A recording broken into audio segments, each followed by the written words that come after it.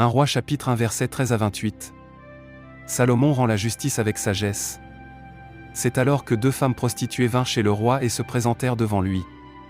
L'une des femmes dit, « Pardon, mon Seigneur, cette femme et moi, nous habitons dans la même maison et j'ai accouché près d'elle dans la maison. 3 jours après, cette femme a aussi accouché. Nous habitons ensemble, il n'y a aucun étranger avec nous dans la maison, il n'y a que nous deux. Le fils de cette femme est mort pendant la nuit, parce qu'elle s'était couchée sur lui. Elle s'est levée au milieu de la nuit, elle a pris mon fils qui était à côté de moi pendant que moi, ta servante, je dormais et elle l'a couché contre elle. Quant à son fils, qui était mort, elle l'a couché contre moi. Ce matin, je me suis levé pour allaiter mon fils et voici qu'il était mort. Je l'ai regardé attentivement, le matin venu, et ce n'était pas mon fils, celui que j'ai mis au monde. » L'autre femme dit, « C'est faux.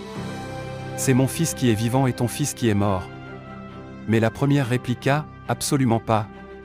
C'est ton fils qui est mort et mon fils qui est vivant. » C'est ainsi qu'elles discutèrent devant le roi. Le roi constata, l'une dit, « C'est mon fils qui est vivant et ton fils qui est mort, » et l'autre dit, « Absolument pas. C'est ton fils qui est mort et mon fils qui est vivant. » Puis il ordonna, « Apportez-moi une épée. » On apporta une épée devant le roi. Le roi dit alors, « Coupez en deux l'enfant qui est en vie et donnez-en la moitié à chacune. » Alors la femme dont le fils était vivant fut remplie de compassion pour son fils et elle dit au roi, « Ah, mon Seigneur, donnez-lui l'enfant qui est en vie, ne le faites pas mourir. » Mais l'autre répliqua, « Il ne sera ni à moi ni à toi. Coupez-le. » Prenant la parole, le roi dit alors, « Donnez l'enfant qui est en vie à la première femme, ne le faites pas mourir.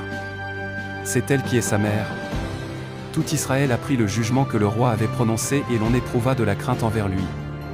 En effet, on avait constaté qu'il bénéficiait de la sagesse de Dieu pour exercer la justice.